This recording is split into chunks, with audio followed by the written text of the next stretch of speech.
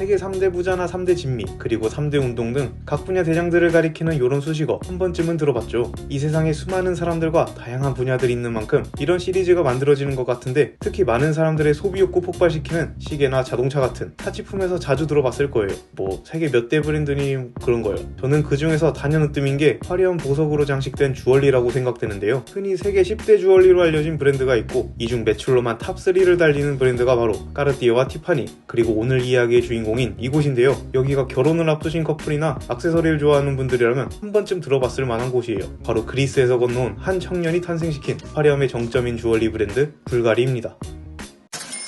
바다에는 불가사리, 유제품은 불가리스, 그리고 보석에는 불가리가 있듯이 불가리는 다른 브랜드에서는 볼 수 없는 불가리만의 특별한 아우라가 있는데요. 이런 불가리를 보고 팝아트의 거장 앤디 워홀은 불가리의 매장을 방문하는 건 최고의 현대미술 전시회에 가는 것과 같다고 얘기했어요. 그리고 한 시대를 풍미했던 여배우 엘리자베스 테일러가 가장 사랑했던 브랜드로 알려져 있죠. 그래서 엘리자베스가 세상을 떠나고 나서 경매로 나왔던 소장품도 엄청났다고 하는데, 이 이야기는 뒤에서 알아보도록 하고, 도대체 이 불가리가 어떤 매력이 있길래 사람들의 마음을 홀리는 걸까요? 저는 불가리가 다른 주얼리 브랜드보다 눈에 띄는 화려한 색감과 불가리만의 독특한 디자인 덕분이라고 생각되는데요. 몇 점만 봐도 화려함이 바로 눈에 들어오죠. 불가리가 잘하는 것 중 하나라고 생각되는 형형색색의 보석들을 잘 활용한다는 점인데요. 에메랄드나 사파이어, 루비같이 색이 있는 보석을 유색 보석이라고 하는데, 이 세 가지 외에도 다양한 유색 보석을 잘 활용하는 모습을 보여주고 있어요. 거기다 불가리가 만드는 일반적인 컬렉션 외에 하이 주얼리라고 부르는 시즌별 최상위 컬렉션들은 화려한 디자인은 물론이고 엄청난 크기의 보석들이 아낌없이 사용되죠. 거기다 계속 생산되는 것도 아니고 아무 매장이나 전시하는 일도 없다고 해요. 그리고 장인이 못해도 수천 시간을 들여서 한 땀 한 땀 공들여 만들다 보니 가격도 상상 초월인데, 2022년에 불가리가 선보인 에덴 가든 오브 원더스 라는 컬렉션 중 하나인 메디터레니언 레브리 네크리스, 우리나라 말로 하면 지중해 환상이라는 정도로 해석되는 이름인데, 수많은 다이아몬드와 107캐럿의 말도 안 되는 크기의 사파이어가 장식되어 있는데 가격이 700만 달러 이상, 우리나라 돈으로 약 90억이 넘는 가격이라고 알려져 있어요. 시즌별로 이런 엄청난 물건들을 만들다 보니 불가리에서는 새로운 컬렉션을 기획할 때 당시 입수한 원석을 바탕으로 디자인하거나 정 원하는 색의 원석을 찾지 못했을 때는 원석을 구할 때까지 제작을 보류하는 일도 있다고 하네요. 이런 하이 주얼리에 사용되는 보석은 세상에서 한두 개밖에 존재하지 않기 때문에 시간이 지나면서 가치가 올라갈 수밖에 없어요. 이런 몸값 때문인지 프랑스에 있는 불가리 매장이 무장강도한테 습격받는 일도 있었는데요. 약 138억 원어치의 보석이 털렸었죠. 물론 대부분은 다시 회수됐다고 해요. 또한 불가리의 화려함을 더 돋보이게 만들어주는 불가리만의 시그니처가 있는데, 바로 카보션 컷이라고 불리는 보석 가공법을 잘 활용한다는 점이에요. 우리가 보석하면 떠오르는 이런 각진 모양이 아니라 각직면 없이 둥글고 매끈한 형태로 깎아내는 방식인데요. 덕분에 불가리가 자랑하는 화려함이 더 돋보이는 효과를 주는 거죠. 그럼 수많은 브랜드가 치고박는 주얼리판에서 화려함의 대명사로 자리 잡은 불가리는 어떻게 탄생한 걸까요? 이 불가리는 이탈리아의 로마에서 소티리오스 불가리라는 남자가 탄생시키는데요. 그런데 창업자인 불가리가 이탈리아 태생은 아니고 그리스 출신의 은세공사였어요. 불가리는 그리스의 에페이로스라는 지역에서 태어났는데, 가족 모두가 귀금속을 가공하는 일을 했기 때문에 자연스럽게 불가리도 이쪽 일을 하게 된 거죠. 불가리가 로마로 넘어온 건 24살이 되던 해인 1881년인데요. 로마에 와서도 자신의 장기를 살려 보석 세공 일을 했다고 해요. 그리고 1884년 불가리 이름을 건 첫 매장을 오픈하는데, 스페인 계단이라는 유적지 근처에 있는 시스티나 거리에 자리를 잡죠. 당시 로마로 여행을 온 관광객들에게 인기가 많았다고 하는데, 초기 불가리는 비잔틴과 이슬람 예술에서 영감을 받아 디자인한 꽃 모양의 은제품이 유명했어요. 입소문을 타기 시작하면서 크게 성장한 불가리는 1905년에 매장의 규모를 더 키우는데요. 지금은 전 세계의 명품 브랜드로 쫙 깔려있다는 이탈리아의 명품 거리 콘도티 거리에 불가리 최초의 플래그십 스토어가 오픈해요. 사실 이 콘도티 거리도 동네 어디에나 있는 그런 거리였는데, 불가리가 매장을 오픈한 뒤로 유명해지기 시작해서 지금 수많은 명품 브랜드가 모여있는 명품 거리로 바뀌게 된 거죠. 그리고 이때부터는 불가리의 두 아들 조르지오와 콘스탄티노도 경영에 합류해요. 1920년대부터는 프랑스가 패션에서 정점을 찍던 때라 불가리도 프랑스 디자인에 많은 영향을 받아 제품을 디자인했는데요. 그래서 이 시기에 탄생한 불가리 대표작이 작은 트럼펫이라는 뜻을 가진 트롬비노 반지예요. 이 반지를 탄생시키고 얼마 지나지 않아 1932년에 소티리우스 불가리가 세상을 떠나고 사업은 두 아들이 물려받아요. 그리고 이때 불가리에 작은 변화가 생기는데요. 여러분들은 혹시 불가리라는 이름에서 알파벳 U가 아니라 뜬금없이 V가 자리 잡고 있어서 이상하다고 생각해보신 적 있나요? 발음은 불가리인데 스펠링만 보면 빌가리, 부불가리, 뭔가 좀 이상한데, 이게 소티리우스 불가리가 세상을 떠나고 브랜드명을 바꾸면서 이렇게 된 건데요. 아버지가 사랑했던 도시인 로마의 로마자 표기 방식에 맞춰서 알파벳 U가 V로 바뀐 거죠. 사실 소티리우스 불가리의 스펠링도 이 불가리가 아니라 요 불가리였어요. 그래서 아버지를 기리기 위해 V로 바꿨다는 이유도 있어요. 이후로 2차 세계대전이 터진 1940년대에는 보석을 수급하기가 어려워 화려함이 강점이었던 불가리는 잠시 잊혀지게 되는데요. 전쟁이 끝나갈 때쯤부터 수급 상황이 나아져서 불가리의 숨통이 트이게 되는데, 이때 지금까지도 불가리의 대표작이라고 할 수 있는 아이템이 하나 공개되는데요. 바로 세르펜티 컬렉션의 시작이라고 할 수 있는 세르펜티 워치가 세상에 등장한 것이죠. 신화 속에서 등장하는 뱀을 모티브로 해서 한눈에 봐도 독특한 디자인을 보여주는데요. 지금까지도 불가리가 탄생시킨 컬렉션 중에서는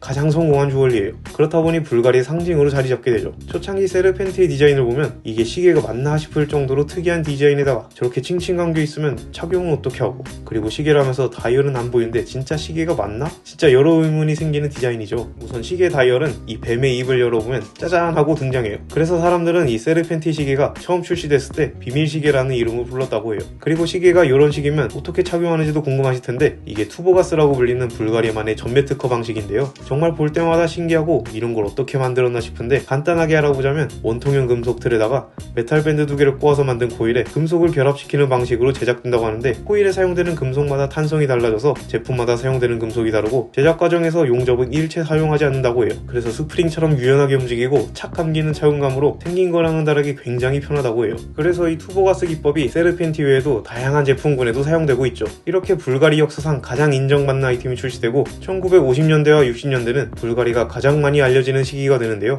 2차 세계대전이 끝나고 이탈리아 영화 산업의 중심지였던 시네치타에서 이탈리아 영화는 물론이고 미국 영화도 많이 촬영됐기 때문이에요. 덕분에 영화에서 배우들이 착용했던 불가리의 하이 주얼리들이 사람들에게 많이 알려지게 되고, 이 주얼리를 착용하고 연기했던 배우들도 불가리의 매력에 푹 빠져서 큰 고객이 되는 일도 많았어요. 그중 가장 유명한 배우가 바로 엘리자베스 테일러였던 거고요. 이때부터는 소트리우스 불가리 시절부터 이어지던 고전 프랑스 스타일에서 벗어나 불가리만의 스타일이 만들어졌고, 전 세계로 매장을 흘리면서 사람들에게 불가리의 존재를 더 알리게 되죠. 그러다가 1970년대에는 갑자기 시계도 만들어 보겠다면서 불가리라는 시계를 출시하고 아예 시계의 본고장 스위스의 불가리 시계 회사를 설립해버려요. 이렇게 되면서 불가리가 본격적으로 시계판에 뛰어든 거죠. 그리고 훗날 이 불가리도 대표작 중 하나로 자리 잡아요. 1990년대에는 더 다양한 시도를 하게 되는데, 향수도 출시하고 가죽 제품이나 선글라스도 만들면서 브랜드를 다양하게 늘려요. 거기다 1999년에는 불가리의 또 다른 스테디셀러 비제로1이 출시하죠. 새로운 밀레니엄인 2000년을 맞이한다는 의미로 출시한 비제로1은 결혼을 앞둔 커플이나 신혼부부라면 한 번쯤 들어봤을 텐데요. 이 비제로1 반지가 다른 반지와는 다르게 특유의 디자인으로 인기가 많기 때문이죠. 비제로1의 정식 명칭은 비제로1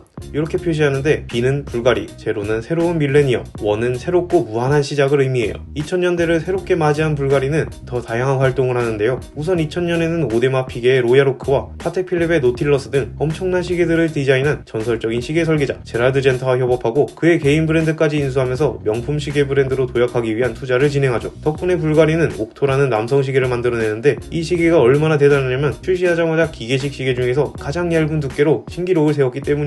우리가 흔히 오토매틱이나 기계식 시계라고 하면 두껍고 무거운 무게를 떠올리실 텐데, 이 불가리 옥토는 이거 장난감 아닌가? 라고 생각될 정도로 엄청 얇죠. 얇은 시계의 대명사 피아제랑 비빌 정도인데, 거기다 옥토는 신제품이 출시할 때마다 신기록을 갱신하면서 무서운 속도로 기술을 개발해요. 2014년에는 가장 얇은 뚜르비용을 탑재한 옥토, 2016년은 가장 얇은 미니 리피터가 장착된 옥토 피니시모 미니 리피터, 2017년은 시계의 총 두께가 5.15mm에 불과한 옥토 피니시모 오토매틱 등등 공개했다 하면 신기록을 갈아치워버려요. 이렇게 다양한 분야에서 성공하다 보니 97년부터 2003년까지는 수익이 150%나 증가했다고 해요. 이런 불가리의 행보를 보고 이곳에서 눈독을 들이는데요. 세계 최대의 명품 기업 LVMH에서 관심을 보인 건데, 그러다가 2001년에 불가리는 LVMH의 품으로 가게 되고, LVMH의 지원 아래 불가리는 기존보다 주얼리 생산량을 2배 가까이 더 늘리기 위해 이탈리아의 발렌자라는 지역에 약 5,300평 규모로 시설을 확장한다는 소식을 전했는데요. 예정 시기인 2025년까지 완공이 된다면 유럽 내에서 가장 큰 주얼리 제조 시설이 될 거라고 하네요. 거기다 대형 호텔 체인 메리어트와 합작으로 호텔 사업도 시작하는데, 2004년 불가리의 첫 호텔인 불가리 밀라노를 시작으로 발리,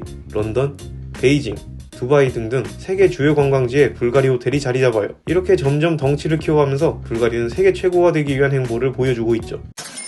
불가리가 지금까지 최고의 모습으로 남아있는 이유가 불가리가 탄생시킨 명작들 덕분이라고 생각되는데, 세르펜티나 비제로온 같이 지금도 사랑받는 디자인이 대표적이죠. 그럼 불가리는 어떻게 이런 디자인을 뽑아낼 수 있었을까요? 바로 이 불가리가 로마를 굉장히 사랑했기 때문인데요. 우리가 로마라고 생각해보면 그 웅장한 콜로세움에 판테온 신전, 그리고 트레비 분수, 이 밖에 수많은 건축물들이 쫙 펼쳐진 모습이 생각나잖아요. 로마의 이런 모습에 불가리가 홀라당만해서 건축물이나 주변 풍경, 하다못해 이 동전까지도 디자인에 영감이 됐다고 하는데, 불가리는 이런 풍경을 매일 보면서 제품에 대한 구상을 했던 거죠. 특히 불가리의 매장 근처에는 스페인 계단이라고 하는 유적이 있는데, 이 계단에 앉아서 제품의 구상이나 디자인을 많이 했다고 알려져 있어요. 세르펜틴은 신화 속 생명의 상징으로 등장하는 뱀을 참고했고, 비제로원은 콜로세움 경기장, 카라칼라 목욕탕의 바닥 타일을 보고 디자인한 디바스 드림, 고대 로마의 동전을 바탕으로 한 불가리와 모네떼, 마지막으로 로마의 야생화를 보고 디자인한 피오레버까지, 이것만 봐도 불가리가 로마를 얼마나 좋아했는지 알 수 있겠죠. 그래서 그런지 로마의 유적지 복원 사업에도 적극적으로 후원하고 있는데, 제가 앞에서 언급했던 불가리가 아이디어를 주로 구상했다는 장소인 스페인 계단부터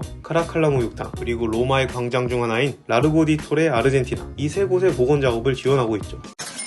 그런데 아무리 잘 만들고 아름다운 주얼리라도 홍보가 안 되면 사람들의 관심도 많이 떨어지겠죠. 그래서 여러 주얼리 브랜드들이 셀럽이나 할리우드 스타 같은 유명인을 이용한 마케팅을 적극적으로 활용하는데요. 이 불가리도 유명 배우들이 착용하면서 효과를 톡톡히 본 적이 많죠. 특히 1950년대부터 60년대가 불가리의 화려함이 정점을 찍던 시기라 당대 유명인사들의 사랑을 많이 받았는데요. 영상 초반에 언급했던 엘리자베스 테일러가 가장 대표적이고, 이외에도 오드리 헵번, 잉그리드 버그만, 그레이스 켈리 등 당대 최고의 스타들이 불가리를 좋아했죠. 그 중에서도 엘리자베스 테일러의 불가리 사랑이 남달랐는데요. 이탈리아에서 클레오파트라라는 영화를 촬영하면서 착용한 불가리의 주얼리를 시작으로 인연이 시작된 건데, 당시 촬영차 머물렀던 로마의 불가리 매장을 자주 방문하면서 주얼리를 엄청 구매했고, 영화에서 착용했던 제품을 실제로 구입하는 등 불가리에게 푹 빠진 모습을 보여줬어요. 이렇게 많이 구입하다 보니 엘리자베스가 불가리를 좋아한다는 소문이 퍼져서 주변의 남자들도 불가리의 주얼리를 선물하는데요. 그중 단연 최고로 기억되는 남자는 바로 리처드 버튼이라는 남자였어요. 엘리자베스와 함께 당대 최고의 배우로 인정받던 리처드는 서로 불륜으로 만남을 이어가다가 결국 결혼까지 한 커플인데요. 버튼이 엘리자베스와 만나면서 선물했던 불가리 제품이 엄청 많았다고 해요. 가장 유명했던 걸 몇 개만 보면, 약혼 선물로 줬던 23캐럿의 에메랄드 브로치, 그리고 총 60캐럿에 달하는 에메랄드와 다이아몬드가 장식된 목걸이는 결혼 선물이었다고 하고, 마지막으로 40대 선물로 받은 65캐럿이라는 말도 안 되는 크기의 사파이어 목걸이, 이 정도가 가장 유명했던 선물이라고 하는데, 선물이라기엔 스케일이 상상 이상이죠. 이렇게 엘리자베스가 불가리를 좋아하다 보니 버튼은 이런 말까지 했는데요. 엘리자베스가 하는 유일한 이태리어는 불가리일 것이다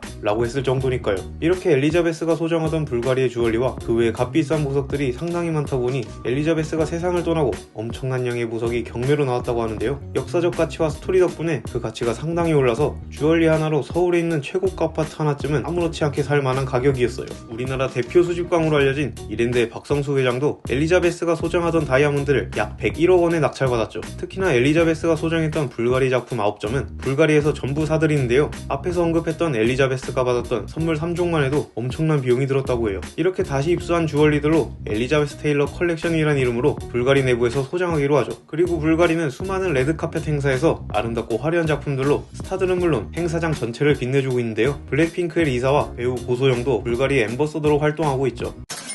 이렇게 주얼리 업계 최고가 되면서도 불가리는 사회공헌에도 적극적으로 참여하고 있어요. 2009년부터는 세이브 더 칠드런과 함께 손을 잡고 어린이들을 돕고 있는데, 불가리의 세이브 더 칠드런 제품을 구입하면 제품마다 차이가 조금씩 있지만 약 20%가 세이브 더 칠드런에 기부가 된다고 해요. 이 밖에도 윤리적으로 공급된 보석만을 사용한다거나 환경보호 사업 등 여러 가지로 좋은 일을 하고 있어요. 그리스 청년이 로마로 건너와 탄생시킨 불가리는 100년이 넘는 시간을 지나오면서 최고라는 타이틀을 획득했듯이 한결같이 화려하고 아름다운 작품들을 탄생시키고 있는데요. 앞으로도 변치 않고 불가리만의 아름다운 주얼리를 만들어줬으면 하네요. 오늘 준비한 이야기는 여기까지이며 다음에는 더 좋은 영상으로 찾아뵙겠습니다. 감사합니다.